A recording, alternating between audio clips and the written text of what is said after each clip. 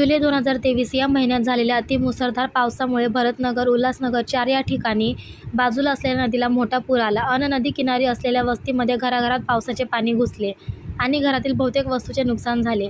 या झालेल्या नुकसानीची माहिती घेण्यासाठी सरकारी अधिकारी हे नुकसान झालेल्या वेळी न येता हे अधिकारी तब्बल 1 ते दीड महिन्यानंतर नुकसानीची पाहणी करण्यासाठी आले होते।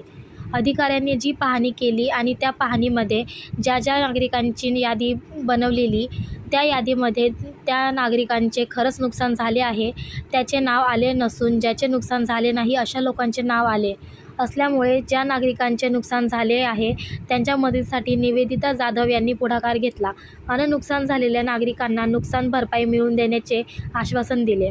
त्या नागरिकांना न्याय मिळवून देण्यासाठी निवेदिता जाधव यांनी आज उल्हासनगर तहसीलदारांना निवेदन दिले असून या निवेदनाचे उत्तर न मिळाल्यास आंदोलन करण्यात येणार असल्याचे सांगितले आहे। सिद्धार्थ मोकळे, SM न्यूज, उल्हासनगर। मी भरतनगरमध्ये राहते। जो आमचा पंचनामा झाला होता त्या लिस्टला आमचे नाव आलेले नाही आहेत, त्यासाठी आम्ही तहसीलमध्ये आलो होतो निवेदन द्यायसाठी। तर आता याच्या पुढे काय करायचं आपल्याला? काय लिस्ट पाहिजे? जे आमचं सर्वे झालेला ना, जुलैमध्ये पाणी घुसलं होतं आमच्या घरात, आम्हाला ती लिस्ट पाहिजे। पंचनामा आमचा झालेला आहे पण आमची पंचनामा आमचा झालेला आहे पण आमचं लिस्टमध्ये नाव आलेलं नाही। त्यासाठी आम्ही इथं तहसीलमध्ये भेट द्यायला आलोय। आमचं घर नाल्याचं काटेलं आहे। आमचं पंचनामा झालेलं आहे पण आमचं पहिलं दिवशी पंचनामा झालेला होता ते आमचं नाव आले नाही आहे आणि जे नंतरून झालेलं पंचनामा त्यांचं लिस्ट आलं। आमचं जो पहिल्यांची लिस्ट लागली आहे भरतनगरमध्ये, आमचं पूर्ण नुकसान झालं आहे। आम्ही एकदम आता दुःखित आहे, कोणी आम्हाला मदत केलं नाही। जो सर्वे करायला येतात ते सर्वे करायला पाणी जेव्हा घुसतं त्या टायमाला यायचं ना।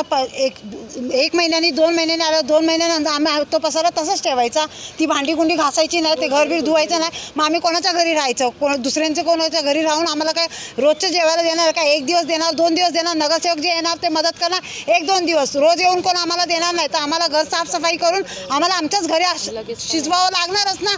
आमची पोरं बाळ दुसऱ्यांच्या घरात तर पाठवू नाही शकत आम्ही।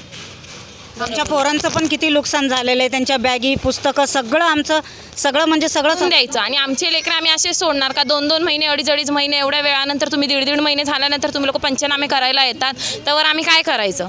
आमचे लेकरं आम्ही दुसऱ्यांच्या घरात नाही ठेवू शकत। झालेलं पण पंचनामा आम्ही येऊन आमचे तहसीलवाले येऊन स्वतः पंचनामे करून गेले आणि आता आम्हाला पुरावा मागतात। तुम्ही जर आम्हाला काही पुरावाच दिला नाही तर आम्ही तुम्हाला काय पुरावा द्यायचा? तुम्ही येणार, आधार कार्डाचे नंबर लिहून जाणार, आधार कार्डावरचं नाव लिहून जाणार, आमची सिग्नेचर घेऊन जाणार, त्याच्या पुढे तुम्ही आम्हाला काहीच पुरावा दिला नाही आणि तुम्ही आता आम्हाला पुरावा मागतात। आम्ही कुठून पुरावा आणून द्यायचा तुम्हा लोकांना? आम्ही सगळे भरतनगरचे रहिवासी, ह्या सगळ्या महिला आणि हे पुरुष आहेत। आम्ही याच्यासाठी इथे आलेलो आहोत आज तहसील ऑफिसला, कारण की जुलै महिन्यामध्ये जे पुराचं पाणी घरामध्ये घुसलं होतं त्यानंतर पंचनामाची जी प्रोसेस असते ती फारच लेंदी झालेली आहे, लेट झालेली आहे। आता आम्ही तहसीलदार मॅडमला भेटलो तेव्हा सांगितलं की खूप एरियाचा सर्वे करावा लागतो आणि मॅनपॉवर कमी असल्यामुळे ते लेट होऊ शकतं। पण त्या कारणामुळे खरोखरच त्या घरामध्ये पाणी गेलं होतं का आणि तिथे खरोखरच त्या लोकांची तारांबळ झालेली आहे का, हे पण प्रश्न त्यांना उद्भवलेले आहेत। पण मी एक सांगू इच्छिते, जेव्हा यांच्या घरामध्ये पाणी गेलं होतं तर प्रत्यक्षात हे आहेतच हे लोक सांगणारे, पण मी त्या ठिकाणी होते, मी पण ते प्रत्यक्ष बघितलेलं आहे। आणि जेव्हा ती लिस्ट आली, ज्या लोकांचे पंचनामे झाले त्यांची लिस्ट जी आली, ती लिस्ट म्हणजे 300 ते 400 लोकांचं जेव्हा पंचनामा झाला आणि 120 लोकांची लिस्ट लागली आणि ज्या लिस्टमध्ये या लोकांचे खरोखरच नावं यायला पाहिजे होते त्यांचे नावं नाही आहेत, तेव्हा त्यांच्यामध्ये तारांबळ उडाली। आणि काल मला ते माझ्या ऑफिसला येऊन भेटलेत की मॅडम असं असं झालेलं आहे। आम्ही 2-3 जणांकडे जाऊन आलो होतो, ते बोलले परत लिस्ट लागणार आहे, नाव येणार आहे, पण खरोखर ज्यांचं नुकसान झालं आहे ते कसे राहतील ना।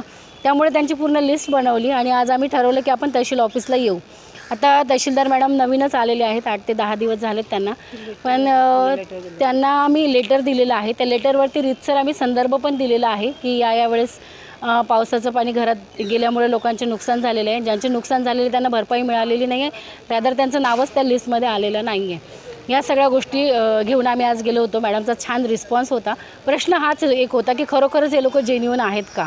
मग तो जेन्युइन आहेत की नाही ह्या शोधण्यासाठी आम्ही त्यांना रीतसर सांगितले की आम्ही एक लेटर देतो त्या लेटरवरती आम्ही मेन्शन करू की पंचनामे ज्या लोकांचे झालेले आहे, ज्यांचे तहसील ऑफिसमधून फॉर्म भरले गेले आहेत, ते फॉर्म आमच्याकडे द्या.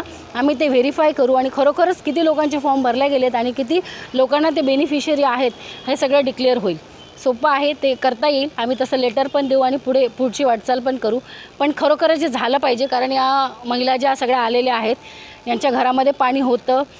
सर्वे कसं पाणी पाऊस गेल्यानंतर 1-1.5 महिन्यानं तुम्ही आलात तर लोक तसंच्या तसं ते ठेवणार नाहीत. फ्रीज बुडाला आहे का, टी व्ही बुडाला आहे का, माणूस बुडाला आहे का, कारण निसर्ग आहे तो. एक वेळा ते निघून गेल्यानंतर सगळे स्थावर होतात आणि व्यवस्थित सगळं सेटलमेंट करतात. तर ती सेटलमेंट झाली असेल पंचनाम्याच्या वेळेस, पण पंचनामा हा व्यवस्थित त्याच वेळेस व्हावा अशी माझी विनंती आहे. दरवर्षी असा पाऊस येणार, अशी आपत्ती येणार आणि तुम्ही 1-1.5 महिन्यानंतर जाऊन तो पंचनामा कराल तर तो खरी माहिती समोर येईल की नाही याच्यावर प्रश्नचिन्ह आहे. पण बघू आता. आम्ही पहिली स्टेज आहे आमची, एक लेटर देऊन आम्ही लिस्ट दिलेली आहे. परत याचा पाठपुरावा आम्ही करणार आहे. मंडेला परत एक लेटर देणार आहे. त्याच्यामध्ये आम्ही ज्या लोकांचे पंचनामे झालेले आहेत अशांचे सगळ्यांचे फॉर्म मागवणार आहे. फॉर्म पण आम्ही रीतसर आम्ही स्वतः चेक करणार आहे की कोणा लोकांचे फॉर्म आहे आणि कोणाला ते सगळं मिळायला पाहिजे. ज्यांचे खरोखरच पंचनामे झालेले आहेत त्यांना मदत मिळेल अशा पण मॅडम बोललेल्या. मध्ये मला एक महत्त्वाचा मुद्दा असा सांगायचा आहे की प्रश्नचिन्ह उभे होत आहेत की खरोखरच यांच्या घरामध्ये पाणी गेलं होतं का. पण माझा एक प्रश्न आहे की खरोखरच पंचनाम्याला आले होते का. पंचनाम्याला जेव्हा आले तेव्हा तुम्ही यांना काही चिठ्ठी द्यायला पाहिजे होती, तुमचा पंचनामा झालेला आहे, तुम्ही नंतर तिथे येऊन काहीतरी रिसिप्ट द्यायला पाहिजे होती ना. गव्हर्नमेंटचं काम आहे, ते पद्धतशीर रीतसर व्हायला पाहिजे होतं. कारण यांना जसं आता विचारलं जाते खरोखरच तुमच्या घरात पाणी गेलं होतं काय. माझाही प्रश्न आहे गव्हर्नमेंटला की खरोखरच तुम्ही पंचनाम्याला आले होते का. पंचनाम्याला आल्यानंतर तुम्ही फॉर्म भरून घेतलेत का, तर नाही. त्यांनी मोबाईलमध्ये तुम्ही यादी घेतलेली आहे. जो कोणी एक व्यक्ती होता त्याच्याकडून आधार कार्डवरती एक माहिती घेतली आणि निघाले. यांनी नंबर लिहून घेतलाय फक्त, बाकीच्या गोष्टी. आणि आता जसं मॅडम जशा बोलल्यात की पंचनाम्यामध्ये तुमचं काय काय नुकसान झालं हे चेक करता. तुम्ही 2 महिन्याने आल्यानंतर काय चेक होणार आणि काय यांना मिळणार. आता आम्ही शांततेने आलेलो आहोत. मॅडम शांततेने उत्तर दिलं म्हणून आम्ही मंडेपर्यंत थांबलेलो आहोत. मंडेला एक आम्ही पत्र देऊन ते लिस्ट मागून घेणार आहोत. पण या सगळ्यांच्या वतीने मी असं सांगते की याचं रूपांतर आंदोलनातही व्हायला मागे पुढे जाणार नाही.